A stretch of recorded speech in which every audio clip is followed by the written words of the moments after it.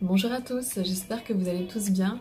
Aujourd'hui je vous reviens et je vous réponds enfin à la question que je vous avais posée il y a quelques temps par un post Facebook. Je vous avais demandé de me poser vos questions sur le monde de l'au-delà et voilà, de regrouper un petit peu ça. J'ai pris le temps de vraiment collecter les questions via les messages, via les personnes que j'avais en face de moi qui me posaient des questions. Je les ai notées dans un petit coin et là j'en ai sélectionné pour cette vidéo 10 dans lesquelles je vais répondre aux questions sur nos proches disparus. Parce qu'il y a aussi d'autres questions qui concernaient des âmes errantes, d'autres phénomènes du domaine de l'au-delà, du paranormal, etc. Donc là, je voulais vraiment concentrer cela sur cette vidéo, sur ces 10 questions. Donc en tout cas, merci aux personnes qui m'ont posé ces questions. J'espère que je vais vous répondre au plus juste. En tout cas, je ne vais pas jouer. C'est-à-dire que si j'ai la réponse, je vous la donne. Voilà, ce sera le fruit de mes expériences, des choses, des informations que j'ai pu avoir, de ce que j'ai pu observer aussi, de ce que je ressens comme étant vrai. Maintenant aussi, la vérité d'aujourd'hui n'est pas celle de demain. Donc à savoir aussi que pour l'instant, c'est l'information que j'ai. Demain, elle peut évoluer. Et donc si elle évolue, voilà, je le ferai en conséquence. Donc ne restez pas arrêtés dessus, mais en tout cas, je vais vous donner mon avis là-dessus, enfin mon avis. Je vais vous partager en tout cas mes réponses à ces questions.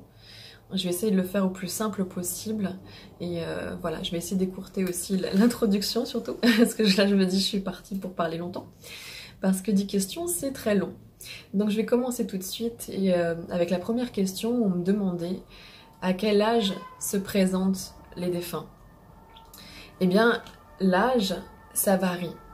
Il y a des enfants qui sont décédés très tôt et qui se manifestent à 10 ans, 11 ans, comme s'ils avaient grandi, pareil, de l'autre côté. Il y a des gens qui sont décédés très tard et qui se présentent avec l'apparence d'une personne de 20-30 ans comme elles étaient à ce moment-là. Ça varie vraiment.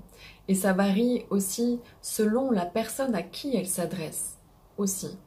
Donc, en prenant un exemple simple, on peut avoir deux personnes qui viennent poser des questions pour ce défunt, et d'une manière elle va se présenter lors d'une séance, elle va se présenter de telle manière à une personne, donc avec une apparence de jeune femme par exemple, et une autre elle va se présenter en fin de vie ou à une autre période de sa vie. Donc ça dépend vraiment. L'apparence, ça va être plus pour vous parler à vous et vous donner des indications pour vous, mais ça va pas être ce qui se passe de l'autre côté, voilà. Ils prennent cette apparence qui est la leur, qui a été la leur, pour venir vous parler, ou qui serait potentiellement la leur, pour les enfants partis trop tôt. Mais cela ne veut pas dire qu'ils continuent de grandir dans l'au-delà, cela ne veut pas dire que ils ont rajeuni dans l'au-delà, mais en tout cas, ils viennent avec cette apparence-là pour nous délivrer un message. Donc, il y a de tout.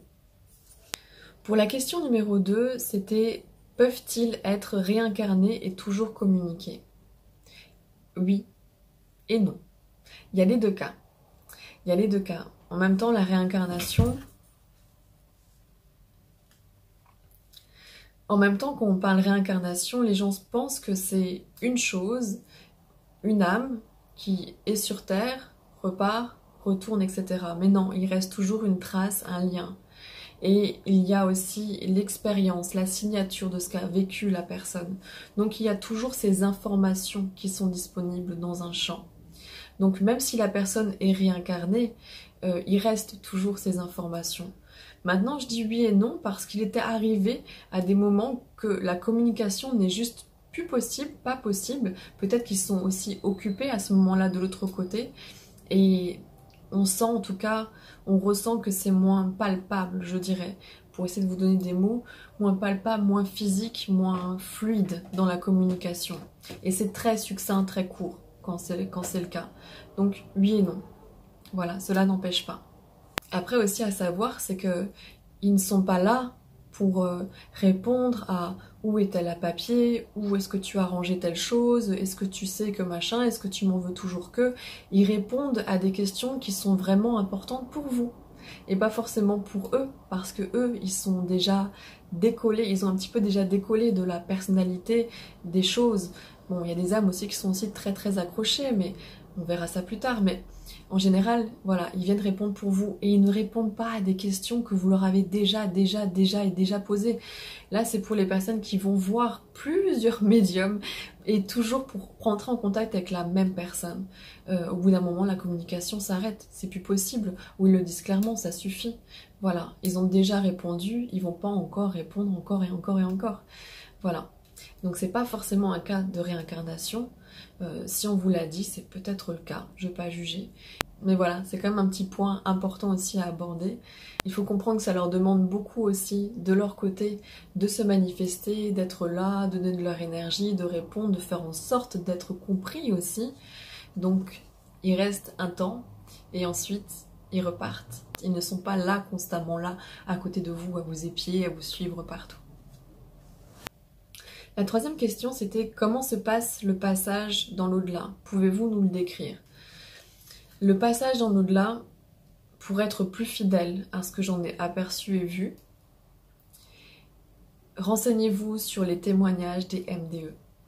Les NDE, les gens qui ont fait ce voyage-là, savent vous décrire comment ça va. Vous savez, cette décorporation, ce décollage du corps, des fois observation de la scène et du corps, ou même de l'impact de la scène, tout en étant détaché, déjà sorti, et ensuite comme une montée, une sensation d'être léger et d'être vraiment un tout avec tout ce qui entoure, ne plus être coincé dans un corps comme une enveloppe, mais être vraiment le tout. Et ensuite être dirigé aussi vers autre chose, parce que on ne reste pas là où on ne reste qu'un temps, mais on est tout de suite pris en charge de l'autre côté. Donc pris en charge, j'imagine que ça demande, que les gens vont se demander aussi si c'est des personnes qui connaissent, pas toujours. Ça peut être le cas, mais pas toujours. Ça peut être des guides, mais pas toujours. Mais en tout cas, vous êtes toujours pris en charge et les gens qui vous attendent de l'autre côté, qui vous prendront en charge, sont pleinement planifiés et là pour ça. C'est comme un rendez-vous pris. Donc ne vous posez pas la question, n'appréhendez pas. De toute façon, une fois de l'autre côté, vous comprendrez pourquoi. Et voilà, sachez juste que si vous voulez vous renseigner à ce moment-là, là-dessus, je pense que le témoignage des NDE approche du plus pour vous expliquer en tout cas ce passage de la décorporation. La quatrième question allait avec, parce qu'on me demandait, retrouve-t-on les personnes chères de l'autre côté? Les personnes chères qui sont décédées, j'imagine, j'espère, oui et non. Pas forcément. Là-dessus, pareil, vous expliquez pourquoi, comment, ou vous générez une peur par rapport à ça, il n'y a pas lieu d'être. Ça ne veut pas dire que vous ne pourrez pas les croiser un temps. Mais quand vous allez partir, vous allez être pris en charge et très bien pris en charge. Et des personnes avec qui vous pensez avoir des liens ultra forts aussi, ne font pas partie d'un plan, ce qu'on va appeler une famille d'âmes, de l'autre côté, où vont être occupés à autre chose, ou voilà. Donc, oui et non, vous n'allez pas forcément retrouver les mêmes personnes. Ce que l'on veut dire, mari et femme, parents, enfants, de l'autre côté, n'a pas cette même notion. Elle a de l'importance pour vous quand vous venez de partir, parce que vous avez encore ce côté personnalité, avec l'émotionnel qui vient avec, qui est encore bien présent. Mais vous allez vite comprendre. Et en tout cas, vous l'avez et vous l'appréhendez en tant que vivant. Mais parti de l'autre côté, vous n'aurez plus ces questions. Donc oui et non.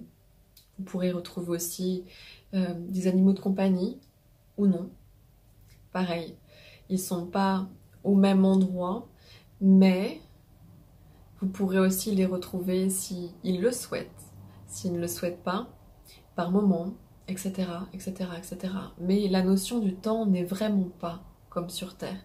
Donc un instant peut paraître une éternité, dans le bon sens du terme, et aussi des instants très courts, et voilà. Ça n'a pas la même notion que sur Terre, donc c'est vraiment difficile pour l'esprit humain même pour moi de vous l'exprimer maintenant, mais pour essayer que vous puissiez le comprendre.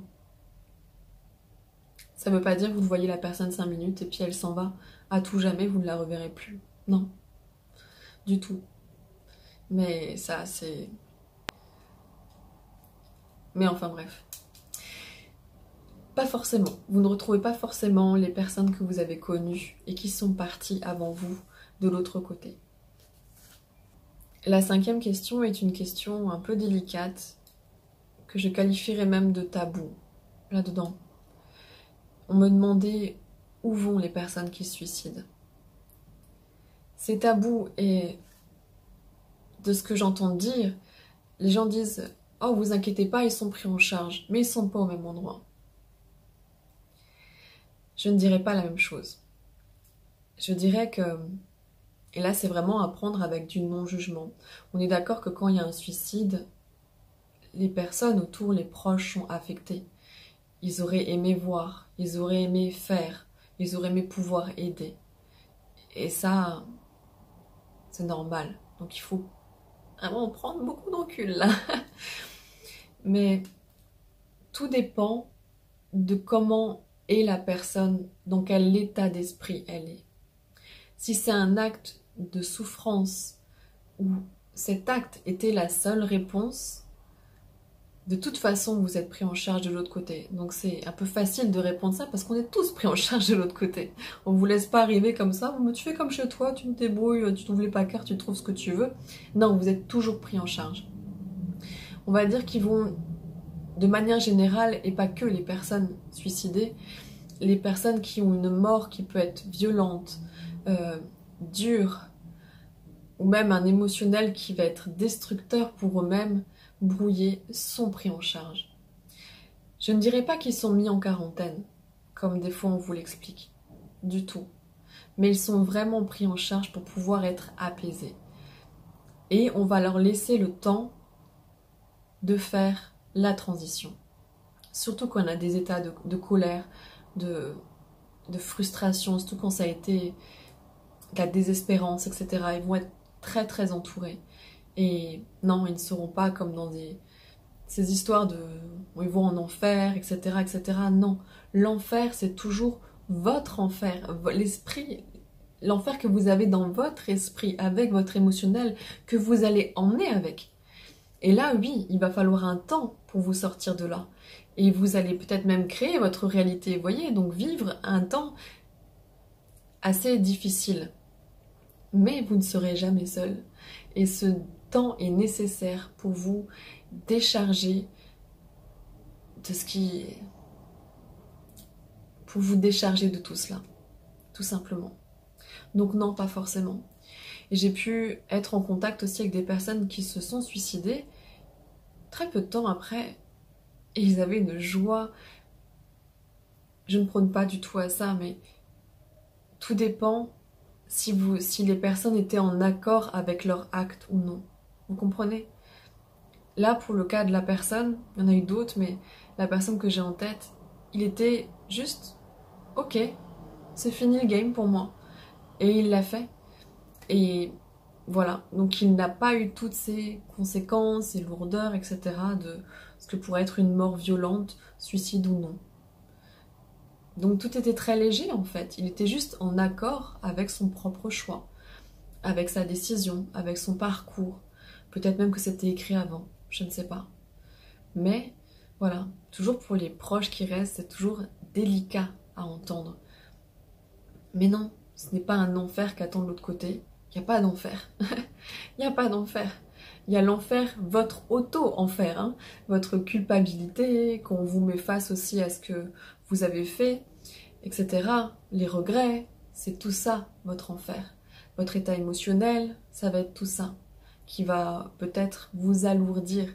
Mais le travail est fait et vous êtes guidé, en tout cas en conséquence, pour vous alléger de tout cela et d'avoir la distance nécessaire pour voir le travail que vous avez fait, pour voir pourquoi les besoins de cette expérience, pourquoi il s'est passé ça, etc. Et peut-être mettre en place gentiment une autre incarnation où vous allez pouvoir aller apaiser ces choses-là, ce qu'on va dire karma, ou voilà, aller travailler tout ça. Donc où vont les personnes qui se suicident? Rassurez-vous, comme les autres, comme tout le monde, elles vont au même endroit. Il n'y a pas de purgatoire, d'enfer, de petits démons, de flammes, de tout ce que vous voulez. Non. Ça, c'est juste dans votre esprit. La 6e question, c'était que font-ils dans l'au-delà et pourquoi n'ont-ils pas le droit d'en parler? Pourquoi ils n'ont pas le droit d'en parler? Il y a des choses où ils le disent, ce qu'ils font. Ils le disent. S'ils accompagnent des personnes ou des enfants, des personnes prêtes à pour l'incarnation, d'autres qui deviennent guides, etc. Ils le disent ce qu'ils font. Après, ce qu'ils ne vont pas dire, ça va être des choses qui ne vont pas être compréhensibles de l'humain. Voilà, je travaille sur telle chose, machin, etc. Des choses personnelles ou des choses non compréhensibles de l'humain parce que non, on n'a pas besoin de le savoir pour l'expérience terrestre. Voilà. Après, c'est pas des secrets cachotis, etc. Mais il faut aussi pouvoir respecter cette distance, etc. C'est comme si vous demandiez à votre enfant qui va à l'école tous les jours qu'est-ce que tu as fait comme travail? Et que vous lui demandiez un dessin, ça suffit pas, mais une réponse précise, et qu'est-ce que tu as fait, dans quel but, et pourquoi, etc. etc. Je dis pas qu'ils sont à l'école et que c'est des enfants de l'autre côté, loin de là, mais ils ont aussi des choses à faire, et ils n'ont pas forcément à nous dire pourquoi, comment, etc. Ils vont nous dire des choses s'ils ont envie de nous les dire, s'ils peuvent nous les dire, et si c'est important pour vous de le savoir, si vous avez aussi peut-être l'ouverture d'esprit de l'entendre et de le comprendre. Mais après, passer de ça, encore une fois, lors d'une communication, ils sont là, ils essaient de concentrer l'énergie pour venir vous communiquer, pour venir à vous, et vous apporter des informations, et ça parle d'eux, et finalement, c'est pas si important que ça, donc les phrases vont être très courtes, et voilà. Ils viennent avant tout vous parler à vous-même. Mais non, ils n'ont pas forcément pas le droit d'en parler. Voilà. La 7e question, c'était le jugement. Qu'en est-il du jugement dernier? On en parle. Ça, c'est un aspect dit religieux qui fait très peur aux gens. On va être jugé, etc., etc. Le seul jugement que vous allez avoir, ça va être vos regrets sur les choses, de partir avec des regrets. Après, c'est pas un jugement, c'est une présentation. On va vous dire en gros, vous êtes parti avec ce plan-là, il s'est passé ça, vous avez fait peut-être des choix là où ça a dévié, vous en pensez quoi? Est-ce que vous pensez que c'est correct? Ou est-ce que vous pensez qu'il va falloir encore aller travailler dessus? Enfin, voilà, ça va être plus un petit bilan en fait, c'est pas un jugement. Voilà. Là, on n'est pas dans les critères religieux du Dieu vengeur, des enfers, du paradis, etc., etc. Mais ça va être juste comment vous avez vécu, comment vous avez aimé, comment vous vous êtes comporté avec vous-même et les autres. Qu'avez-vous fait? Qu'avez-vous fait de ce cadeau qu'on vous a fait de la vie? Qu'avez-vous fait de cette incarnation? Voilà, juste un bilan là-dessus. Oula, je vois le timing, là il faut que j'accélère la cadence.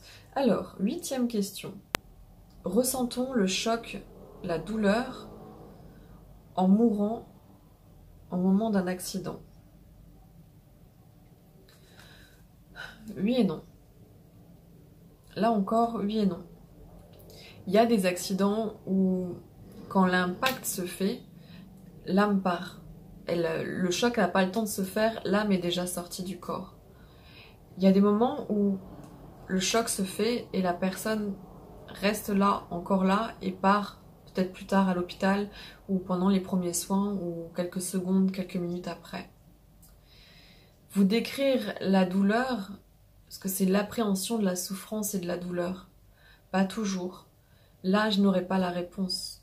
Mais j'aime à croire que cette douleur-là est soulagée. Qu'elle n'est pas aussi insupportable. Parce que si elle l'était insupportable, vous seriez dans les vapes. Tout simplement. Plus conscient, tout simplement. Et comme un auto-coma, hein. C'est pour ça que vous mettez dans le coma, c'est pour pas que vous ressentiez la douleur. Donc vous seriez dans les vapes et vous partiriez comme ça. Donc ressentir la douleur de l'impact du choc, j'ai pas la réponse. J'ai observé que dans certains cas, non. Mais j'aime à croire en tout cas que non. J'aimerais bien avoir cette réponse. J'aimerais bien qu'on me la donne. Voilà. Mais en tout cas, voilà ce que je peux vous en dire, très honnêtement, pour l'instant. La 9e question est aussi un aspect pratique, on va dire religieux. La 9e question, c'était: est-il préférable d'opter pour l'incinération ou la mise en terre? Peu importe. Peu importe, du moment que ça va avec vos croyances, religieuses ou non, que ça va avec vos croyances, avec votre souhait. C'est-à-dire, assurez-vous, si possible, parce que c'est aussi un sujet un peu tabou, la mort, on ne veut pas parler de ça, de quand on va partir, comment on veut, que les choses soient faites, parce qu'il n'y a pas d'âge, on peut tous partir demain. Mais voilà, s'assurer de faire ce que la personne aurait souhaité.